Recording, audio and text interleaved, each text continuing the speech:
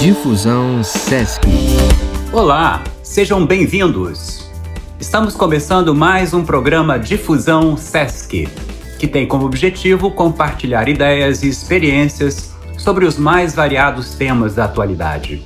Eu sou Paulo Ceotto e hoje nós vamos falar sobre a educação na Finlândia em tempos de pandemia. E temos a ilustre presença do Jarkko Wikström, diretor de operações no Brasil e na América Latina da Finland University.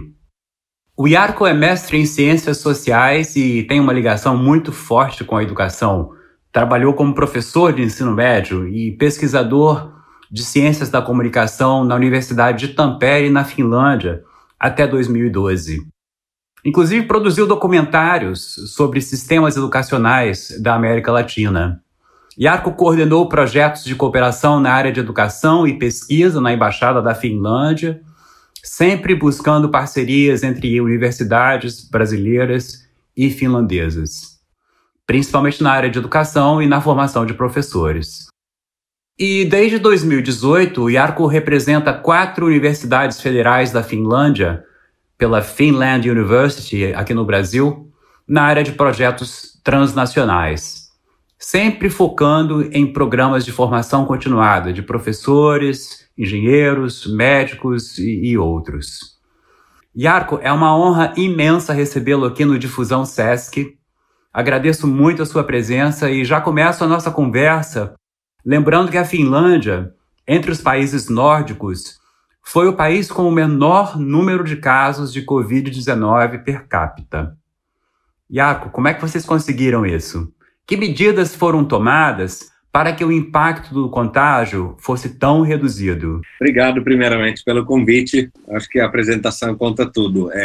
Eu me foquei muito não somente a partir de 2018, mas já lá desde 2016, na Embaixada, 90% do meu trabalho concentrava na questão de educação e professores. E como a minha formação é na comunicação, então aqui estou exercendo a minha profissão, comunicar sobre a educação. Então, eu acho que trocas muito, muito ricas e necessárias. Normalmente a gente alega que é uma dificuldade fazer comparações com países realidades tão diferentes. Eu já sou de opinião contrária. É por isso que a gente precisa trocar informações, porque tem possibilidade de aprendizagem mútua pelas diferenças grandes. Realmente, esse caso de Covid-19 envolveu inteiramente a área de comunicação, ciências sociais e como o campo de educação, como talvez o maior potencial de dar coisas erradas lá na frente, ou também de a gente conseguir aprender dos erros, aprender de realidades e construir um futuro melhor. Então, são os temas importantes que essa crise atual se envolve. Me deu um pouquinho de prazer, de uma forma muito perversa, não deveria ter prazer nenhum, mas o Covid revelou muitas coisas de várias sociedades pelo mundo. Até agora tinha várias situações políticas, sociais, em vários países pelo mundo que tinha um cheiro de alguma coisa e tinha um pouquinho de fumaça, e agora o fogo apareceu. A gente sempre ressalta que avaliação internacional, ranking, avaliação de memorização de conteúdos não é o nosso foco, não é importante. E aí parece que é fácil falar quando vocês estão liderando o PISA durante década, lá entre os 10 melhores, é fácil de falar uma coisa dessa. Covid revelou que é isso mesmo. O comportamento das pessoas diante dessa situação se vem daqueles objetivos que estão escritos no BNCC. Relacionamento interpessoal, cooperação, leitura midiática, etc. Habilidades do século XXI. Então, meio que Covid mostrou que realmente esses pontos que a gente vem falando sobre o sistema educacional da Finlândia realmente foram importantes. E agora, para sua pergunta diretamente, a resposta direta, claro, ali ajuda. A gente tem poucas cidades grandes. Primeira parte da resposta. O aeroporto principal, da onde, então, o trajeto de trazer a doença para a Finlândia, é em Helsinki, na capital, que concentra 10% da população do país. Foi fácil identificar logo de cara que a maior parte dos casos estão ali. Então, uma medida tomada super rápido foi limitar o trânsito entre essa região metropolitana de Helsinki para outras partes do país. E ali a gente está no centro da questão, na realidade, e da resposta. Foi quase que contra a Constituição, foi contra a lei, foi totalmente antidemocrático. Tem pessoas que criticaram isso, essas pessoas estão certas. Em comparação, Suécia, um país quase do mesmo tamanho, mesma história, a gente foi o mesmo país durante 800 anos, decidiram seguir o caminho da democracia. Evitar liberdades pessoais diante de uma crise, e os números ressaltaram lá, de forma que o sistema de saúde não conseguiu conter a situação. A gente tomou uma decisão dramática. Eu acho que a questão central é como que a gente conseguiu fazer isso coletivamente. Aí a gente volta na mesma questão que em quase todos os assuntos em comparação das nossas sociedades, a questão de confiança. A gente confia nas nossas autoridades. A gente confiou no governo e, claro, o governo se baseia suas decisões em evidências científicas. Existiu uma confiança mútua de poder fazer essa limitação. Não houve esse tipo de limitações desde a Segunda Guerra Mundial, uma situação completamente inédita, mas foi tomada essa decisão logo de cara, porque a gente não sabia ainda a seriedade da situação. Então, tem até um livro, O Egípcio, existe aqui no Brasil também, O Egípcio de Valtari, que fica repetindo uma frase, que a certeza é a melhor coisa que tem. Então, meio que conta um pouquinho da nossa atitude. Primeiro, vamos ter certeza, depois a gente arrisca. A gente leva a vida muito sério. E eu entendo que essas decisões governamentais, se me lembro bem você falando, elas realmente são informadas até pelas pesquisas de universidade, né? Há uma colaboração, um trabalho muito junto do governo com a ciência, é verdade? Sim, isso é uma característica boa, claro. Aí podemos falar da escola. Num país pequeno, as instituições são muito próximas. Como é que foi, Jarkko, quando as pessoas se deram conta, realmente, que precisavam fechar as escolas, né? Isso na Finlândia, me parece que se deu em 18 de março, né? E como é que foi, assim, essa transição, quando perceberam que, bom, agora se a gente quiser continuar a educação, vai ter que ser remotamente? Dia 16 veio o aviso oficial.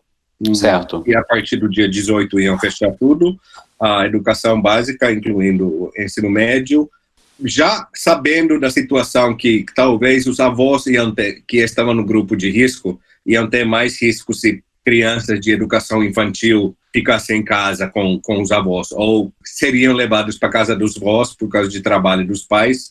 A educação infantil continuou aberta. Então, o primeiro e segundo ciclo que ficou em casa, primeiramente, de novo, primeiro foi aviso que ficar em casa, depois, segunda fase, o que é que vamos fazer?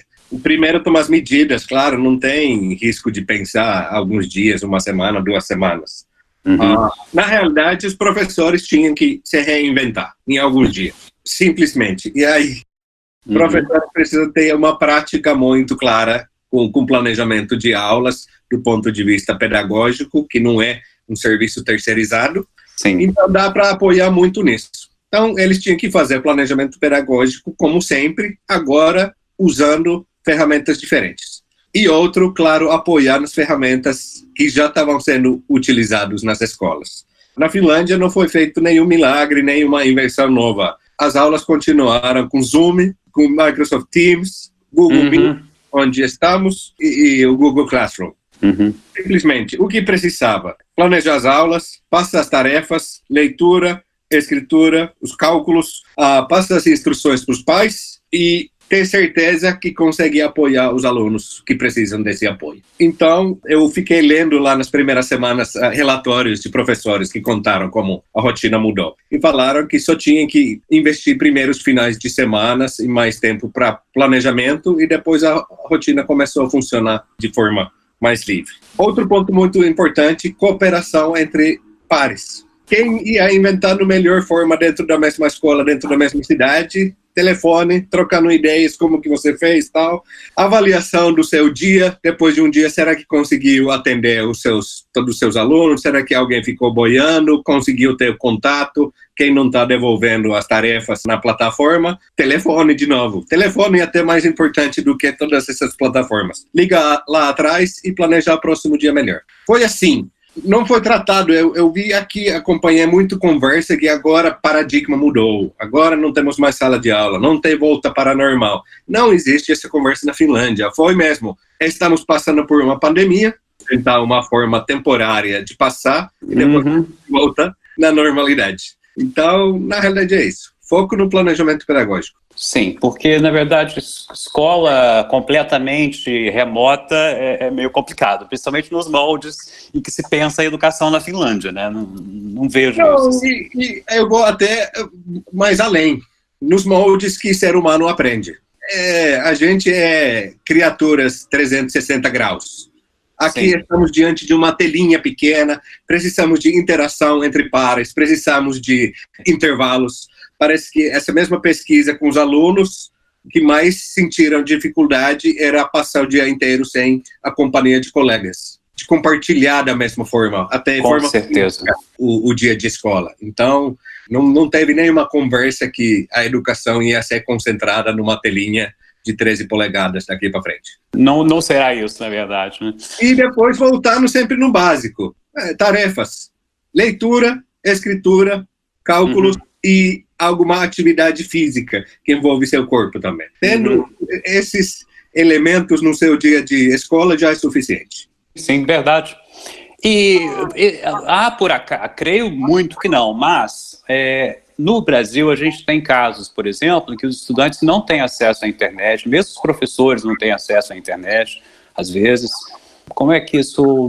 Vocês passaram por alguma coisa semelhante por lá? Boa pergunta, porque essa é uma diferença. Isso não é mais uma questão, nem acesso à tecnologia. Naquela situação, na posição que a Finlândia está na economia mundial, acesso à tecnologia é uma coisa garantida para todos. E acesso à internet foi resolvida lá, bem lá atrás. Sim, então, sim. A média, eu olhei agora, a média de consumo de internet por finlandês é 11 gigas por mês, por telefone celular. E aí, se isso é média, contando com minha avó de 94 anos, etc., significa que quem usa muito. Toda a estrutura apoia isso. Outra parte da sua pergunta, do envolvimento dos pais e adaptação a essa vida, até mais importante. Da parte dos professores, eles conseguiram continuar a sua rotina, o trabalho de professor como sempre, meio que adaptando o acesso para o contato com os alunos. Só que para os pais, mudou tudo totalmente. Meus colegas ficaram desde o primeiro dia em casa, cuidando parte da manhã da escola de crianças. Normalmente aqui é escola de tempo integral, então continua na parte da tarde. Agora foi cortado, então média de horas com escola e tarefas agora está sendo 4 e 5 horas, quando normalmente é entre 5 e 7. E os pais perderam parte da manhã.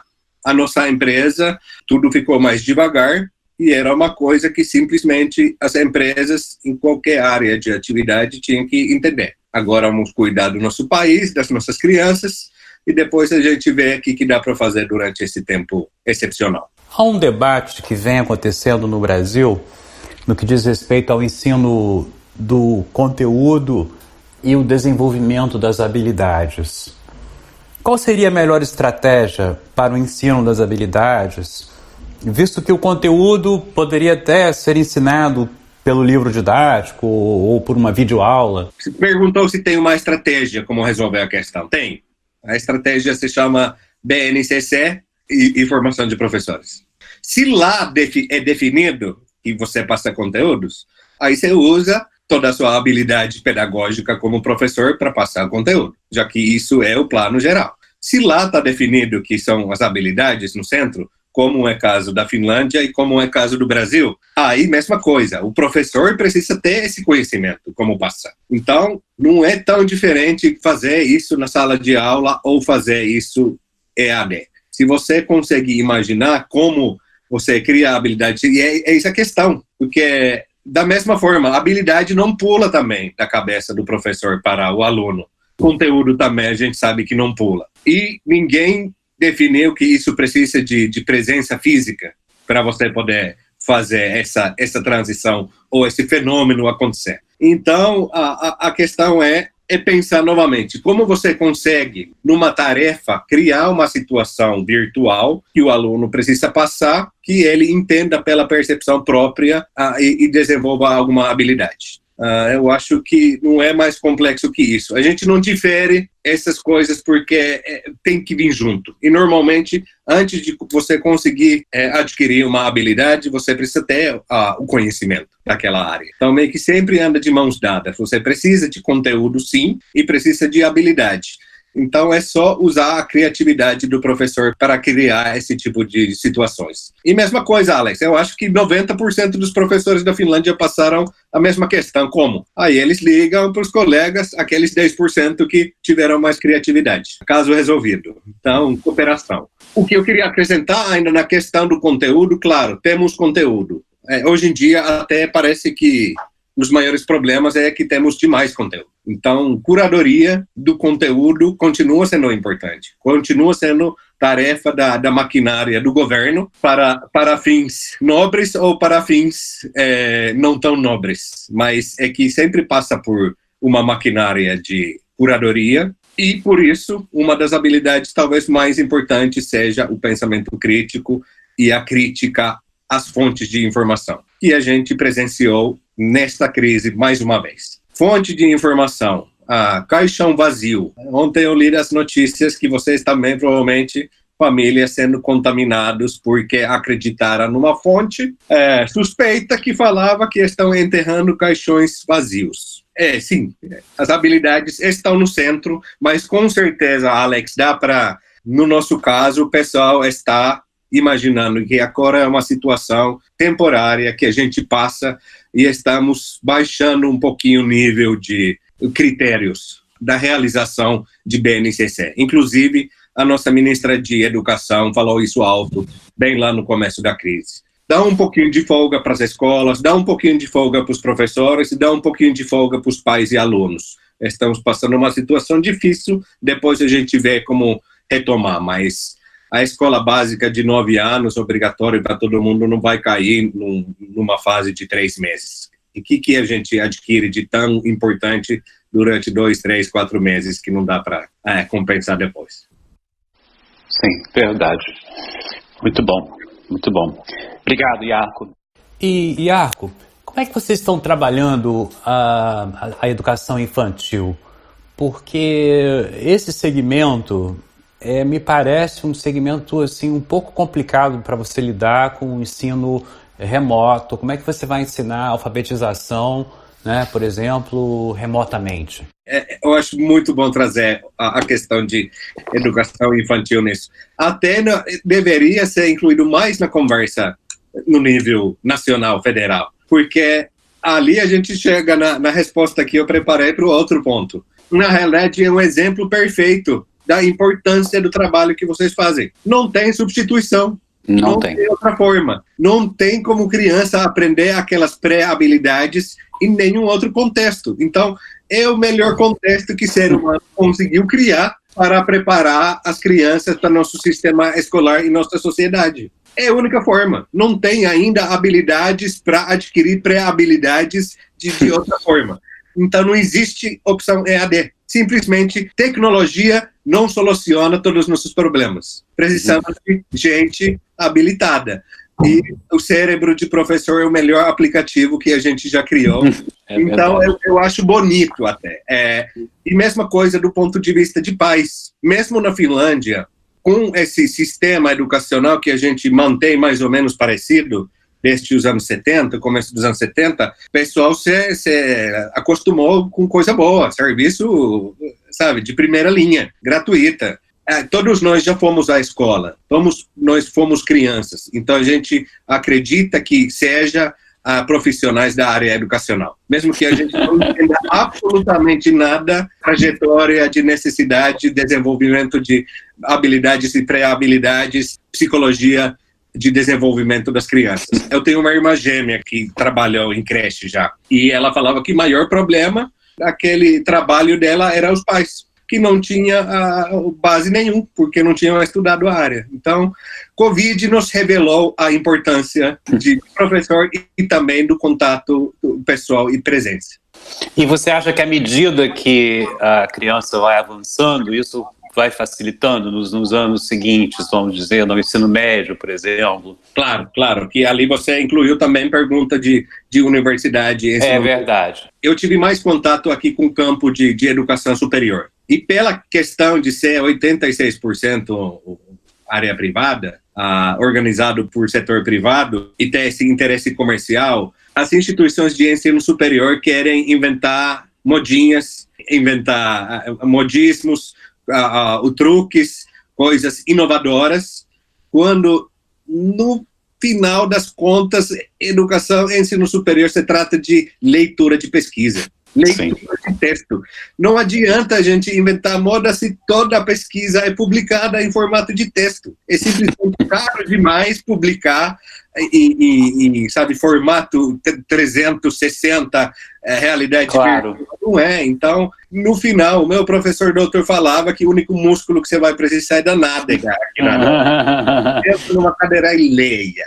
Talvez óculos. Então, claro, mais contato e presença física, próximo com anos iniciais, e conforme a habilidade, possibilidade da liberdade e autonomia aos alunos, você dá, até chegar no ensino superior na situação que tentar avaliar se a pessoa leu tudo que você falou que tem que ler, para você ser formado de tal área, né? Outra coisa que os pais com certeza perceberam, de cuidar só de uma criança já dá um trabalho que atrapalha seu dia inteiro, não consegue fazer o trabalho, refletir como que professores de educação infantil conseguem, com ainda o projeto pedagógico, lidar com 10 crianças, 15 crianças.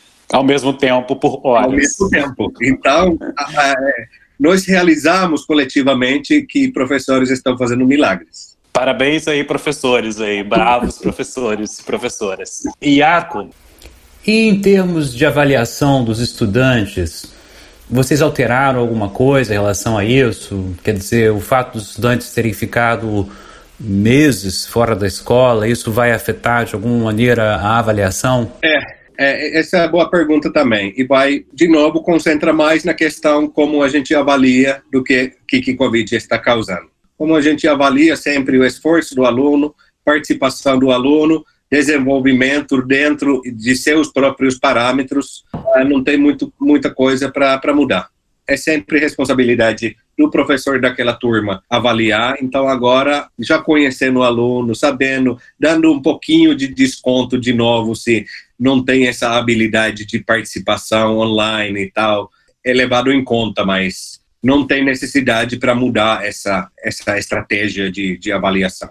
O elemento mais importante da avaliação, na realidade, é direcionar o próprio trabalho de ensino. Então, agora, provavelmente, os professores usaram mais autoavaliação e mais avaliação do processo de aprendizagem do que normalmente, para sempre saber no dia seguinte como servir melhor os alunos. Essa questão, claro, é muito importante no caso de Enem. A gente tem esse sistema parecido com o Enem desde os anos 70, a minha mãe já fez. Então, são os exames finais de 3 anos de ensino médio. E do ensino médio só é uma prova igual para todo mundo no país inteiro, organizado no mesmo horário, digitalmente, e essa dá a pontuação que pode ser utilizado no processo seletivo de universidades. Tem áreas que isso não importa muito e tem outras áreas que é muito importante. Você precisa conseguir notas máximas para entrar, por exemplo, em medicina ou para pedagogia. Precisa sair bem nas provas. Normalmente é organizado em abril. Como sabia que a pandemia foi declarada já em março, eles correram para organizar essas provas antecipadamente. Então, tinha provas organizadas 2 semanas antes e conseguimos passar esse processo este ano. Então, o Enem não sofreu. Não deixamos para frente, mas sim para trás. Os estudantes vão ter que conseguir participar de processos seletivos já em agosto e setembro. E sem a nota de Enem seria impossível. Tenho uma sobrinha que passou por essa situação agora, se formou. A formatura não são organizadas, então essas escolas falaram que vamos organizar quando der, e parabéns. À distância. Sim, não é momento de formatura em grupo agora, né? Isso.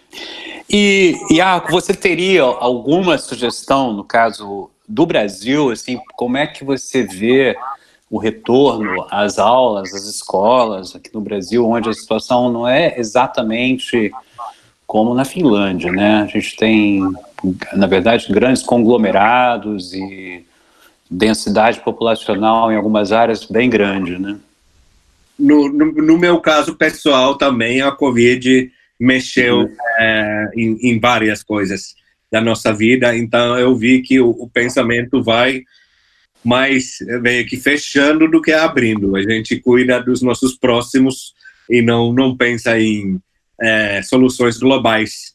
E eu tenho pena de pessoas que precisam pensar nisso agora, num nível federal de um país do tamanho do Brasil, em realidades tão diferentes que não vai ter uma resposta só. Mas se alguém perguntasse minha opinião, eu sugeriria tomar cuidado. A gente vive num tempo, aí faz parte dos meus estudos na área de comunicação. Na realidade, o meu trabalho lá que você mencionou no começo, de pesquisa, tem um livro também, é sobre a ascensão do nosso partido populista na Finlândia, 2009, 2011. Eu analisei toda a conversa midiática sobre a conversa de imigração e meio que surgimento de movimentos que acreditam que falar mais alto é a mesma coisa que falar coisa concreta com base de evidência. É só falar mais alto qualquer coisa que vale a mesma coisa que informação comprovada. Esse é o perigo agora. A situação é bastante positiva. Nunca pesquisadores de viroses tiveram tanto fomento para a pesquisa deles quanto agora. E nunca trabalharam tanto juntos, né? Nunca trabalharam tanto juntos, nunca com deadlines tão apertados e com uma missão tão nobre e tão pura de salvar a humanidade. Não talvez somente desta pandemia, já vimos que não é tão séria, mas das próximas. Já sabemos que isso aí surge agora, cada década, algumas, e precisamos ter respostas de como tratar. Então, a minha sugestão seria tomar cuidado e esperar essa informação sair. Tomar decisões controladas, baseadas em realidade. Eu acho absurdo que eu, que nasci nos anos 80, num mundo totalmente pronto, não somente estou falando da Finlândia, o mundo inteiro está pronto, com todas as soluções. E a gente volta a falar em 2020 de coisas que não injeta desinfetante no seu estômago e no seu pulmão. New York Times tinha na capa isso. Então, alguma coisa, a gente tem tanta coisa construída em cima da base que a gente está perdendo base. É um processo comunicacional. E fora disso, é uma questão complexa demais, e talvez a outra coisa seria a capilarização de tomada de decisões, como inclusive foi feito no Brasil. Os governadores e prefeitos alinharam bastante firmemente no começo que quem toma as decisões, quem vai ter a responsabilidade somos nós. É positivo isso. Fora disso, tem muitas questões que me preocupam aqui. E, mais uma vez, Covid revelou muita coisa. A desigualdade e a naturalização de desigualdade do Brasil, que é base de todos os problemas, efeito de todos os problemas, de todas as coisas feito errado, agora é revelado. E agora vai explodir. Então, sem base, sem igualdade, por que eu teria a responsabilidade de alguém além de mim? Resumindo todas as perguntas, eu tinha colocado ali, respondendo sua pergunta sobre uniformidade cultural. Como que a gente conseguiu manter? Maior diferença é mesmo a coletividade e confiança. Se quiser dividir o mundo inteiro em dois grupos de países, tem culturas baseadas em confiança e culturas baseadas em desconfiança. E Brasil faz parte da segunda opção. Da desconfiança.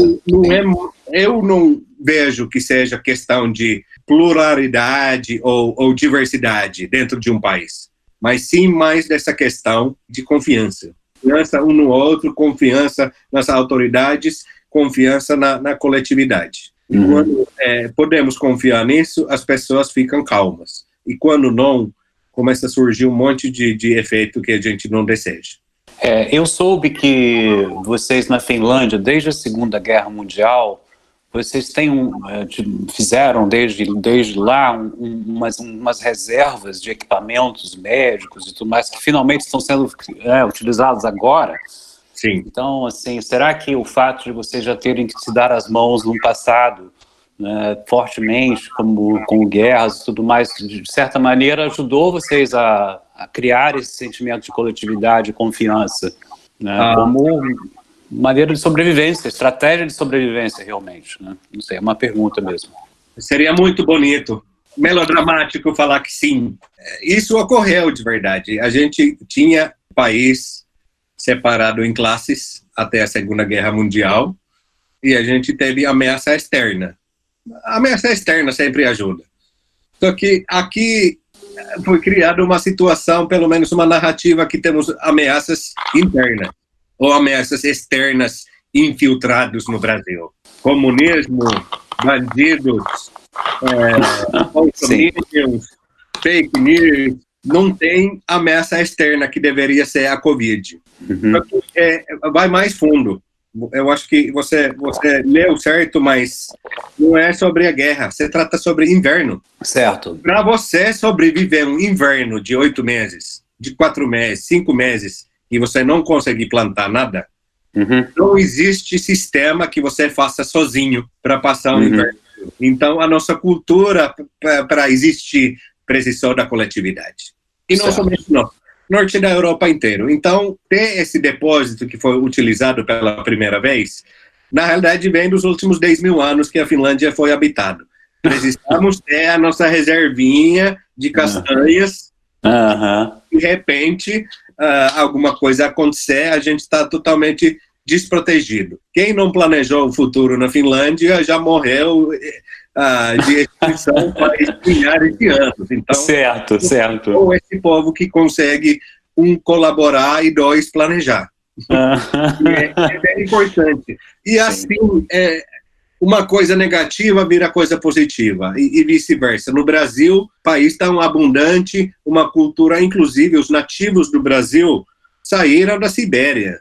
São o mesmo povo da Lapônia. 21 mil anos atrás saíram de lá andando e aos poucos ficaram adaptando a realidade que não precisa planejar. Todo tempo é só mudar de terreno que você tem ali época de outra fruta, outros animais. Sim. Abundante demais. Então, dá para resolver, dá para improvisar e tal. Sem você muito se preocupar no futuro. Uma coisa paradisíaca, uma coisa maravilhosa, a Terra nos oferecendo tudo o que a gente precisa, acaba virando uma coisa negativa numa situação dessa, culturalmente. Vida é complexa. É verdade. O próprio ambiente não exige muito planejamento, porque de uma maneira ou de outra vai ter alguma coisa que vai aparecer para você desse Éden que a gente vive, né? E isso aparece, assim, está no centro do meu trabalho, que eu tento construir pontes entre nossas culturas, entre entidades. A cultura de trabalho é totalmente diferente. Lá na Finlândia você não muda nada. Uma vez que está escrito, uma vez que está planejado, não há mudanças. E também não há flexibilidade para esse tipo de mudança. Alguma coisa muda, você se junta uma vez, planeja e depois começa a executar. Ao contrário, aqui no Brasil é muito mais fácil executar qualquer tipo de projeto e reagir para as mudanças, porque tem essa habilidade cultural que falta da nossa cultura. De qualquer maneira, Jarkko, você acredita que nós podemos tirar alguma coisa de proveitoso ainda dessa crise no Brasil, na Finlândia? Será que essa crise vai, de alguma maneira, informar a maneira com que a gente faz as coisas nas escolas? Ali tem vários níveis de responder. Eu acho super interessante essa pergunta. Outra diferença entre nossas culturas, parece que foi pesquisado, brasileiros carregam um DNA de otimismo. Nós não temos esse DNA. A gente tem DNA que carrega pessimismo, porque protege mais a gente de morte clara. Não há nenhuma conversa sobre processo de aprendizagem na Finlândia com Covid. É simplesmente um acidente. É um acidente que precisamos sobreviver. Se sobrevivemos e as escolas sobrevivem, ok, e vamos ficar felizes. Mas certamente as famílias novamente aprenderam a importância dos professores. No Brasil, eu acho que isso deveria ser levado em consideração e finalmente subir o piso salarial assim para o outro patamar. Formação e piso salarial, pela dedicação, pelo conhecimento que precisa, pelas habilidades que precisa, pela não poder ser substituído por nenhum outro sistema. Claro que é boa notícia para empresas, e aqui as empresas permeiam o mundo escolar. Então, essas empresas vão entrar com essa narrativa que tudo mudou para sempre, vamos usar a plataforma X, vamos usar a plataforma Y. Não mudou. É só ler a base de pedagogia didática, como o ser humano aprende. Isso não mudou e não vai mudar. Certamente, talvez aprendemos que aquele modelo de sala de aula que a maior parte das escolas já aboliu, o formato medieval de ter um padre, pastor lá na frente falando. Agora a gente viu que assim também está dando. Então, a sala de aula tradicional acabou, mas de a gente entrar na ficção científica, estamos muito longe disso aí. Não entendemos nem o básico do processo educacional ainda. Na política pública, no nível federal, ainda estamos falando de chicote. Teorias de psicologia, aprendizagem dos anos 50. Então, por que tentar pular e inventar universos alternativos quando podemos somente voltar no básico, no conhecimento? Como o ser humano aprende e como o professor, como especialista desse processo, pode apoiar esse processo de aprendizagem, com computador ou sem computador. Outra coisa que vai acontecer é, com toda certeza, todos os países vão entrar em crise financeira. E como quem viu a minha palestra sobre a história do sistema educacional da Finlândia, sabe que a gente jogou na Mega Sena e deu certo.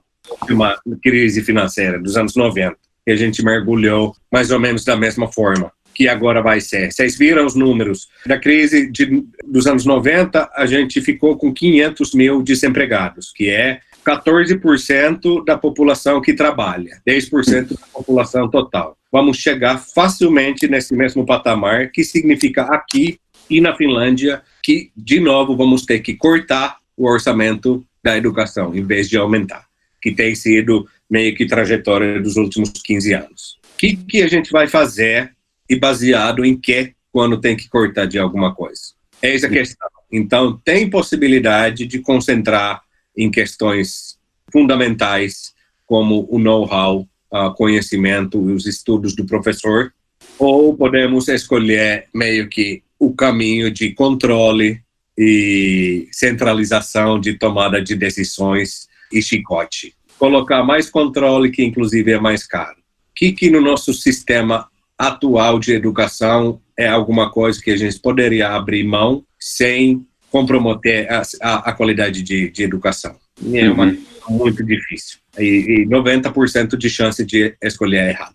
Então, essa questão é nova, que sim, traz a possibilidade, como o Paulo falou, agora quero ser otimista, traz a possibilidade de mudanças radicais que num tempo de aumento de orçamento não seria possível. Então, essa é a possibilidade de crise. Redefinir o que é importante e no que a gente investe aqueles 25% no nível municipal, que inclusive é um orçamento muito bom, que deveria ser melhor utilizado. E eu acredito que na Finlândia a decisão seja, desta vez, diminuir a aquisição e uso de tecnologia.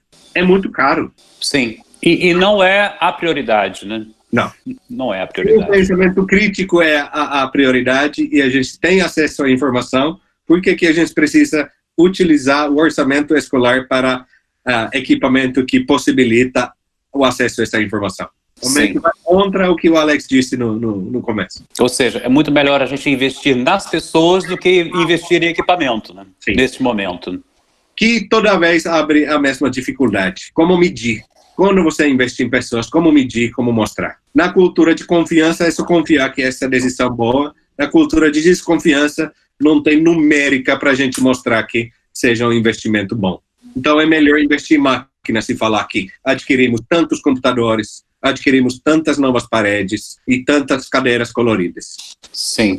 Essa é sempre a questão central. E, assim, dicotomia também do meu trabalho. O meu trabalho no Brasil é vender serviços educacionais da Finlândia, falando que não compre nada. Por favor, não comprem nada, porque não é isso que funciona. Como depois mostrar o resultado do trabalho? Na educação não tem como, porque os resultados vêm daqui a 30 anos. O pessoal que está responsável pelo estrago que vai ser feito não vai ser culpado porque só aparece daqui a 20, 30 anos. É uma aposta em um futuro longínquo. É isso, então tem que ser otimista de longo prazo. E todo mundo, vocês que estão ali e eu que estou aqui, a gente sabe que isso aqui funciona. Então, acho que a solução é só colocar pessoas certas, pessoas técnicas especialistas de sua área para decidir de políticas públicas. Porque se você colocar administrador de empresa para decidir de questões pedagógicas, você vai ter respostas que funcionam numa empresa de tecnologia, não Claro. vão funcionar num ambiente de escolar. Com certeza. É isso, então, sou pessimista total, mas com um pouquinho de luz no fim do túnel. Que bom. É isso, Finlândia já está se fechando, está se preparando para uma fase muito difícil. A economia vai mergulhar. Não sabemos o que isso vai significar, mas sempre começa pelo apoio menor de necessitados. Vai ter que pensar como que segurança social funciona para pessoas deficientes, serviços especializados para educação inclusiva, etc, etc, etc. Vamos ter essa conversa daqui a um ano de novo, que eu vou contar as novidades ruins. Vamos. Ou as boas, né? E as boas, com certeza. E as boas. Porque eu vejo, assim, nesse momento, uma oportunidade até de a gente repensar o mundo economicamente. Talvez a gente tenha que fazer isso, ou devesse fazer isso, né? Se abrir agora a conversa do campo educacional para todo, já está perceptível. Vocês talvez acompanharam aquela experiência de 2 anos que a gente fez sobre salário base. São poucos países no mundo inteiro que falam regularmente sobre possibilidade de ter esse salário cidadão.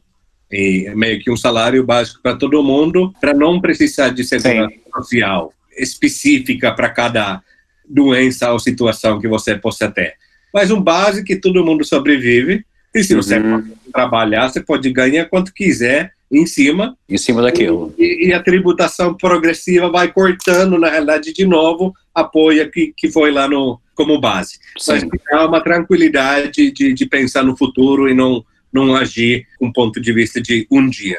A gente conversa disso faz anos, fez uma experiência com 1.000 pessoas. Certo. E os resultados, dependendo do partido que analisa os dados, foram diferentes, né? Certo. Os resultados foram que a melhor experiência do mundo tem que ser implantado para o mundo todo amanhã, e outro partido falaram que faliu totalmente e não tem como fazer conclusões específicas, e se precisar adivinhar alguma coisa, isso aí deixa o pessoal sem trabalhar. Depende de quem usa os dados, e ao mesmo tempo a gente vê essa prontidão do Brasil de implantar um programa desse que a gente está testando, pilotando, pesquisando por 10 anos, vocês implantaram em 1 semana. Essa ajuda que você está falando, governamental, né? Isso. Então é mais ou menos a mesma coisa, o salário base. Agora tem, mais do que nunca, conversa bem regular, que será que essa é a nova realidade? Será que é assim que a gente precisa definir a economia? O que a gente também viu, que o sistema monetário e o nosso sistema econômico não apoiou em solucionar este problema que a gente enfrentou. Tá atrapalhando.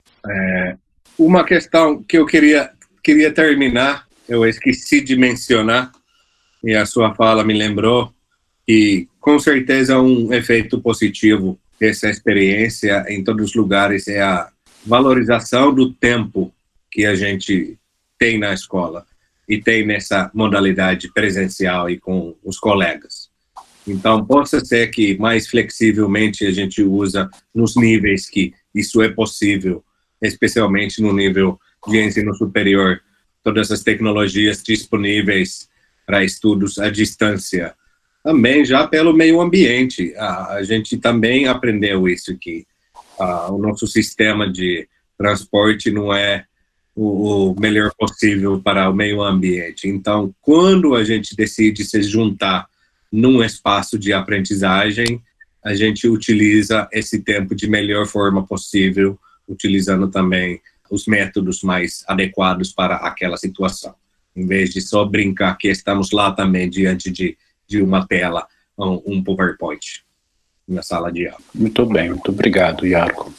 E gostaria de visitar. Daqui a um ano a gente vai ter meio ano respostas da Finlândia, como foi a volta à normalidade, se foi mesmo, se a gente tomou decisões certas, decisões erradas, e também ver como vocês vão modificar o sistema bastante peculiar e o caso único que vocês têm lá na Escola de Ensino Médio em Jacarepaguá, todos os estados. Bom, então ficamos mais ou menos agendados para daqui a alguns meses uma nova conversa com o Jarkko, para a gente fazer uma atualização, não é isso? Perfeito. Gostaria de agradecer a participação de todos, em especial, é claro, do Jarkko, que está sempre aqui disponível para a gente. E super prazer em estar ligado novamente aí com a turma de vocês. Obrigado pela atenção de todos e até o nosso próximo programa Difusão SESC. Difusão SESC.